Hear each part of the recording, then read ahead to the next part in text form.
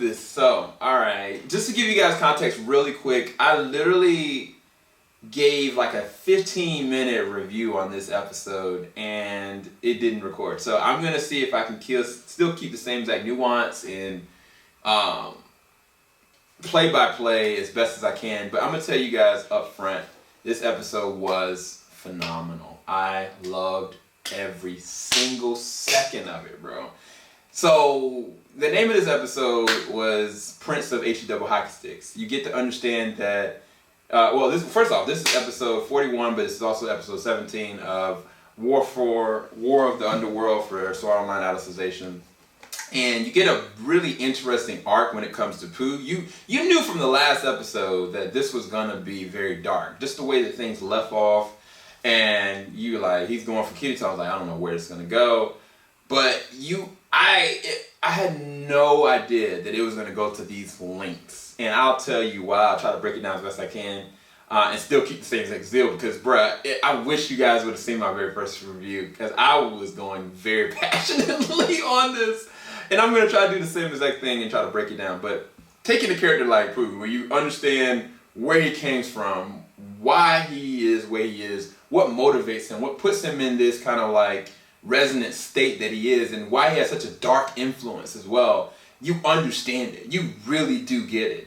And then, like, even like his brother, his older brother, they kind of tell him the backstory. You kind of like, that looks awfully like, Kirito. And there's a lot of like self-issue that's going on within him that's motivating him to do all these terrible things. But, there's an ordinal scale of few different ordinal scale character situations that, oh my gosh, the payoff. I was so proud. I am telling you, I was so proud of the character that comes up and comes through. Like, it was weird because when part one of War of Underworld, the last episode, second to the last episode, before Sinone showed up, I was like, that character looks so familiar, but I was like, who is it? You get that reveal in this one. And matter of fact, if you know anything about ordinal scale, like the servicing and the full roundabout way they take this character, I was like proud, bro. Like, if you love the ordinal scale movie, like, this was a great continuation OVA for you, just on that level alone. And what the fight sequence, oh my gosh, it was freaking epic. But even before that, Pooh put Kirito through a lot. He'd sit there and took Eijio's sword and just threw it over, just sitting there just taunting him, putting him through the grind, and nobody else could do anything about it. Matter of fact, there's an OG character that when he got, I don't want to say, let's just say they put him down, and I was like, this is dark, bro. Like, this is going in dark levels. Then you got Sinone and Lifa, right? You got those two situations that are going on. Sinone is going up against Lord Vecta.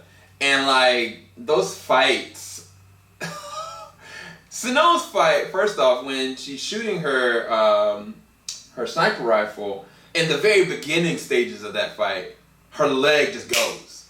And I was like, bruh, this isn't good at all. The fight is almost torturous because it's an amazing fight, but you can tell, like, she is barely holding on. And, like, the way that the transition between the end of the first half of that fight, I was like, bro, like, something's gotta give. Like, this is not gonna work. But yet, the way that the transition maneuvers forward, like, it was so beautiful. It was so epic. It was dark. It was cringy. Cringy not in a negative way. Like, I just didn't know what was going to happen. And I was terrified for the characters. Characters, not just one character. Because Lifa, oh my gosh, she said mid-fight, like, this gift that I have is like a curse in and of itself. Because as much as I fight, no harder I fight, you know what I'm saying, like, I still get healed. But I have to move forward. But she was, like, doubting herself in the middle of the fight because they had said early on in the thing, like, the first few episodes of Alicization in general, that the damage that you take, the hurt, the pain, everything is 10 times as much as it would be in like SAR or any of the other games they played in VR. So it's like you're really feeling everything that's happened. Fam!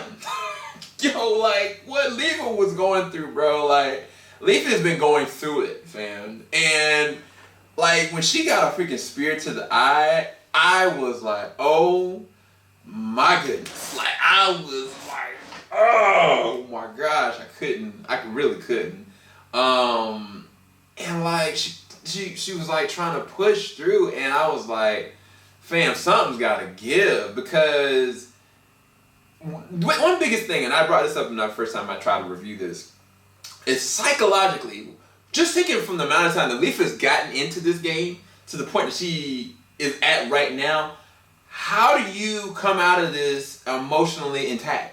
Like, for real, like, I don't care if you get Kirito, I understand, they are fighting for Kirito's soul, his mind, I get it, everybody's trying to fight for this man's soul and mind, and try to get him out, and try to also save the NPCs that he loves and cares about. But, yo, Leafa has been going through torturous things, heinous things, and that's not even just her, other people have too, and I'm like, bruh, like, I don't know how they're gonna come out of this okay. Like, she's gonna be as warped or messed up as Kirito was going through Sword Art Online, the original Ironclad arc, because we know that Kirito fundamentally is mentally messed up. At this point, Kirito is a freaking vegetable. Like, Asuna said to Pooh at one point, she was like he's fought, and now this is all that's left of him. Like, what more do you want? Like, and it's true. Like, he literally made himself into a vegetative state just from fighting for other people with this zeal and this excellence, and yet look at him, like, for real, like, it is so sad. And it's like, I don't really know how these characters gonna keep their mental state. Like, I really just don't. Like, I mean, I get this is war, I get it, but if and when they make it out, they are fundamentally, mentally not gonna be there, bro. Like, I don't care how you cookie cutter there. Like, we've seen with Sinone. Like, she came out of, you know, her circumstance through Gungale better because of Gungale putting her real life scenarios. So what's the antithesis of that? What is the opposite of that? And I'm like, then you get this ending, and I was like, bro, like, the ending was perfect. Like, it was so good. I was kind of just like, and it didn't feel like, you knew certain circumstances were gonna happen, but the way that it pulls through was amazing, bro. Like, it is, I'm loving this is honestly, for real, like, if I hadn't seen on Funimation, like, these characters that come from, you know, ordinal scale, like, in just the opening thumbnail, and I would have been just completely surprised. Like, this would have been my favorite episode of Sword Art Online that I've seen in years. And it's still great. Like, it's easy a 10 out of 10 episode. This is amazing. But if I had not known what was coming, fam. Anyway, I loved it. Hopefully you guys enjoyed this review. I'm sorry I had to re-record it, and I'm sorry if I lost any kind of beat of zeal or excitement. I did love this episode. And I don't think I'm missing anything else, am I? Is there anything else? Yeah, I try to make this as non-spoilery as I can, but just keep watching, man. We'll be back next Saturday for the next episode, and definitely go down to the description bar below if you want to check out full reaction and everything. Keep it locked. JVS, we ain't gonna stop. Peace, guys.